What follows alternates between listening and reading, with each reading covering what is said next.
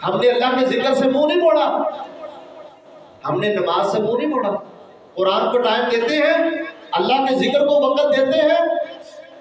وہ دور جو اتنا مشکل دور ہے، کوئی سہولت نہیں، کوئی روشنیاں نہیں ہے، کوئی بلب لائٹیں نہیں ہے، کوئی پنکھے ایسی نہیں ہے، مسجد میں کوئی وضو خانے کا اہتمام نہیں ہے، غسل خانوں کا اہتمام نہیں ہے، لوگ اپنے گھر سے جو ہے نا وضو کر کے آتے ہیں، دور دراز قضاء حاجت کر کے آتے ہیں، لیکن سارے لوگ مسجد میں پہنچ کے نماز پڑھتے ہیں۔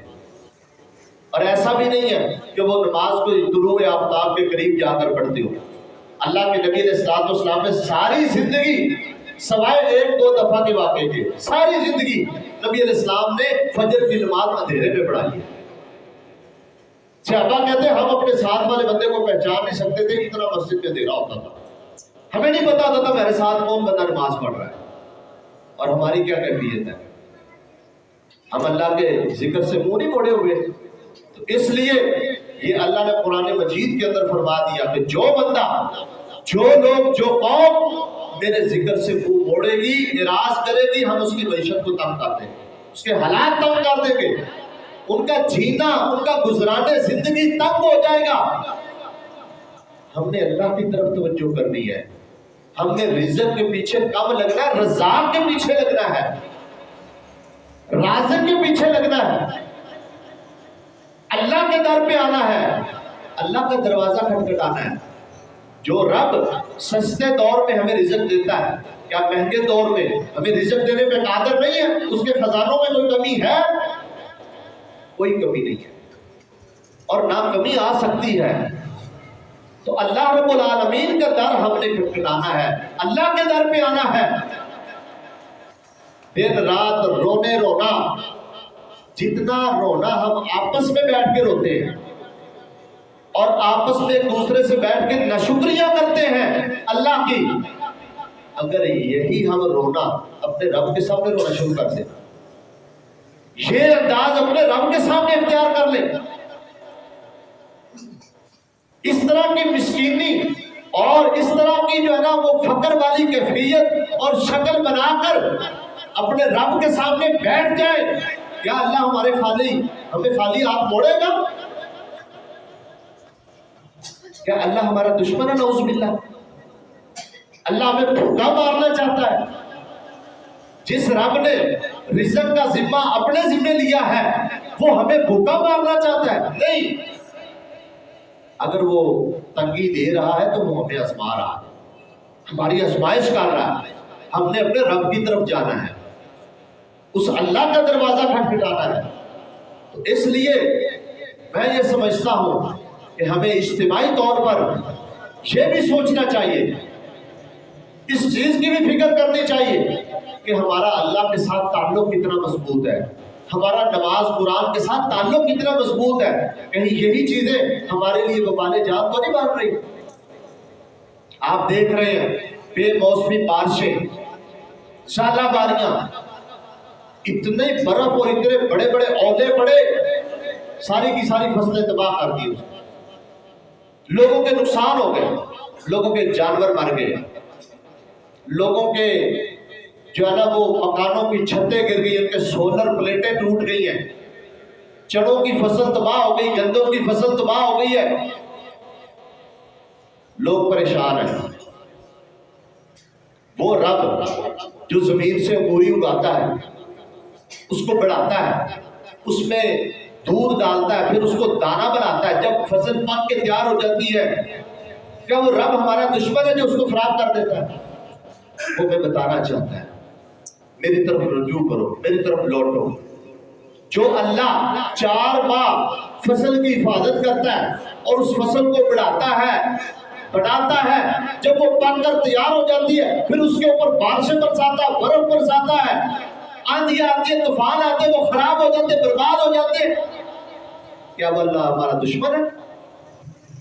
ہمارے اعمال کی کوتاہی ہے، یہ ہماری بدعمالیوں کا نتیجہ ہے، اور وہ ہمیں اللہ یہ چھوٹی چھوٹی سزائیں، چھوٹے چھوٹے عذاب اور چھوٹی چھوٹی تنگیاں دے کر ہمیں اس بات کی طرف متوجہ کرنا ہے کہ اللہ نے وَلَنُذِيقَنَّهُم مِّنَ الْعَذَابِ الْأَدْنَىٰ دُونَ الْعَذَابِ الْأَكْبَرِ لَعَلَّهُمْ يَرْجِعُونَ۔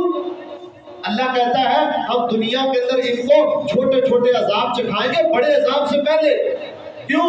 لَعَلَّهُمْ يَرْجِعُونَ، تاکہ یہ اللہ کی طرف رجوع کریں، اللہ کی طرف لوٹ آئے۔ تو ہم نے اپنے مالی معاملات اور رزق کے بارے میں میٹنگیں سوچنے سے کہیں زیادہ اپنے رب سے میٹنگ کرنی ہے، اپنے رب سے مشورے کرنے ہیں، اپنے رب کے ساتھ پلاننگ کرنی ہے، اپنے اللہ سے مانگنا ہے، اس طرف توجہ کرنی ہے۔ پھر اللہ تھوڑے پہ بھی قناعت دے دے گا، اللہ تھوڑے پہ بھی راضی کر دے گا، اللہ تھوڑے پہ خوشحال بنا دے گا، وہ اللہ تھوڑا دے کر بھی تمہیں خوش کر دے گا، خوش رہنا سکھلا دے گا اگر ہمارا ذہن قرآن و حدیث پر مطمئن ہو جائے، اللہ کے ذکر کی طرف مطمئن ہو جائے۔ اس لیے میرے بھائیوں ہم یہ سمجھتے ہیں کہ یہ دنیا کے اندر چھوٹے چھوٹے یہ چیزیں، یہ مہنگائی، یہ فسادات اور یہ چھوٹے چھوٹے عذاب، ابھی آپ نے دیکھا طوفان ہے، بارشیں ہیں اور اس کے اوپر اولے برس رہے ہیں اور ساتھ ساتھ زلزلے جیسے جو ہے نا وہ عذاب آ رہا ہے۔ اللہ تمہیں جھنجھوڑنا چاہتا ہے، ہلانا چاہتا ہے، میری طرف توجہ کرو۔ ہم لوگوں نے آج اللہ کو یاد رکھنا اور کرنا صرف اس حد تک رکھ لیا، جب کوئی زلزلہ آتا ہے ہر بندے کی کوشش ہوتی ہے سب سے پہلے میں اسٹیٹس لگا لوں، سب سے پہلے یہ خبر میں نشر کر دوں۔ خبر نشر کرنے کی حد تک، اسٹیٹس لگانے کی حد تک، لوگوں کو بتانے کی حد تک، بس آگے کیا کرنا ہے، ذمہ داری کیا بنتی ہے، اس سے اللہ ہمیں کیا سکھلانا چاہتا ہے اس کی کوئی فکر نہیں، اس کے لیے کوئی پلاننگ نہیں ہے، بس اسی حد تک ہے۔ یہ ہمارا خوف ہے، یہ ہماری رب کی طرف توجہ ہے، اور اتنا سا ہم اللہ سے ڈرتے ہیں، اللہ کے عذابوں سے صرف اتنا سا ہمیں ڈر ہے، اور یہ ہماری کیفیت ہے دلوں کی، اور ہم سمجھتے ہیں کہ ہم بڑے خوشحال رہے۔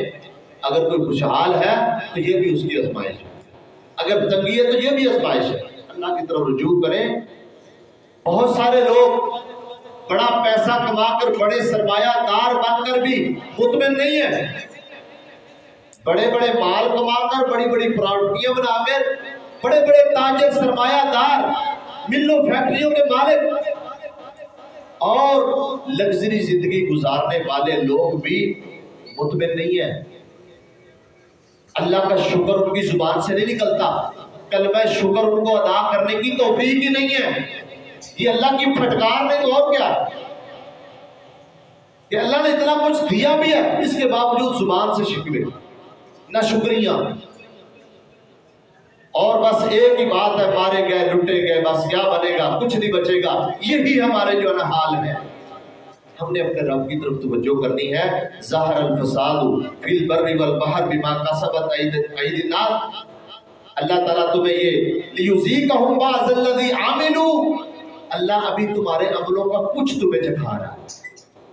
اگر اللہ تعالیٰ تمہارے عملوں کے حساب و کتاب دنیا میں کرنا شروع کر دے نا، اگر اللہ ان گناہوں کی سزائیں دنیا کے اندر ساری دینا شروع کر دے تو اللہ اس زمین پر کسی انسان کو زندہ نہ چھوڑے، کوئی شے نہ بچے۔ یہ اللہ تمہیں آزما رہا ہے، لیذیقہم بعض الذی عملوا، کچھ عمل جو ہم نے کیے یہ ان کا کچھ چکھا ہے، بعض چکھا ہے، کیوں؟ لعلہم یرجعون، تاکہ یہ رجوع کریں، اللہ کی طرف لوٹ آئیں۔ تو اس لیے میرے بھائیوں ہماری ذمہ داری یہ ہے کہ ہم رزق کی بنسبت اپنے رزاق کو زیادہ یاد رکھیں، اس کی طرف زیادہ توجہ کریں، اپنے رازق کے دروازے اور چوکھٹ پہ بیٹھیں، اس کو کھٹکھٹائیں، اس کے سامنے اپنی مجبوریاں رکھیں۔ رب تو چاہتا ہے یہ لوگ حاجتیں لے کر آئیں، اپنی مجبوریاں لے کر آئیں، اپنی بے بسیاں میرے سامنے لے کر آئیں۔ ہم اپنی بے بسیاں لوگوں کے سامنے رکھتے ہیں، جو ہماری بے بسیاں سن کے خوش ہوتے ہیں، جو ہماری محتاجگیاں، ہمارے فقر، ہماری تنگیاں سن کے انجوائے کرتے ہیں، خوش ہوتے ہیں، ان کے سامنے ہم اپنی مجبوریاں اور اپنے دکھ رکھتے ہیں، اپنے رب کے سامنے نہیں رکھتے۔ جو رب دینے پہ قادر ہے، جو دکھ دینے پہ قادر ہے، وہی دور کرنے پہ قادر ہے، جو تنگی دیتا ہے وہی آسانی دیتا ہے۔ اس لیے اپنی ہر مجبوری، اپنی ہر تنگی اپنے رب کے سامنے رکھو، اللہ کی طرف رجوع کرو۔ مسجدوں کے ساتھ تعلق مضبوط کرو، قرآن کے ساتھ تعلق مضبوط کرو، نماز کے ساتھ تعلق مضبوط کرو، دعا کے ساتھ تعلق مضبوط کرو، اپنے رب سے مانگنا سیکھو، اپنے رب کو منانا سیکھو۔ رب سے مانگنا سیکھ لیں گے پھر دنیاوی یہ ساری چیزوں سے اللہ تعالیٰ بے نیاز کر دے گا، پھر اللہ تھوڑے پر بھی خوش کر دے گا، پھر اللہ امن بھی دے گا، سکون بھی دے گا، خوشحالی بھی دے گا۔ اس رب نے ان لوگوں کو جن کے پاس یہ چیزیں نہیں تھی اس پر مطمئن کیا، خوش کیا، وہ اپنے خوشحالیوں والی زندگی گزار کے اللہ کے حضور پیش ہو گئے۔ آج سے کچھ سال قبل چلے جائیں، پہلے چلے جائیں، پیچھے چلے جائیں، ہمارے بزرگ، ہمارے بڑے لوگ محنتیں زیادہ کرتے، مزدوریاں زیادہ کرتے، کام زیادہ کرتے، سہولیات کم ہیں، لیکن زبان سے اللہ کا شکر ہے، زبان سے اللہ کا شکر ہے، ہر وقت ہر دم اپنے رب پہ راضی ہیں۔ اللہ نے ان کو امن بھی دیا، سکون بھی دیا، صحت بھی دی، خوشحالی بھی دی، وہ اپنی زندگیاں خوشی خوشی گزار کر اللہ کے سامنے پیش ہو گئے۔ ہم نے بھی اللہ کی طرف توجہ کرنی ہے، اللہ دلوں کے اندر سکون بھی پیدا کرے گا، اطمینان بھی دے گا، خوش بھی کر دے گا، خوشحالیاں بھی دے گا، حالات بھی بدل دے گا۔ وہ رب ہی حالات بدلنے پہ قادر ہے، وہی سب کچھ کر سکتا ہے۔ ہم نے اسی کی طرف رجوع کرنا ہے، توجہ کرنی ہے، اس کے ساتھ اپنا تعلق بنانا ہے۔ اللہ تعالیٰ ہمیں اس کی توفیق عطا فرمائے۔ واقعی دعوانا الحمدللہ۔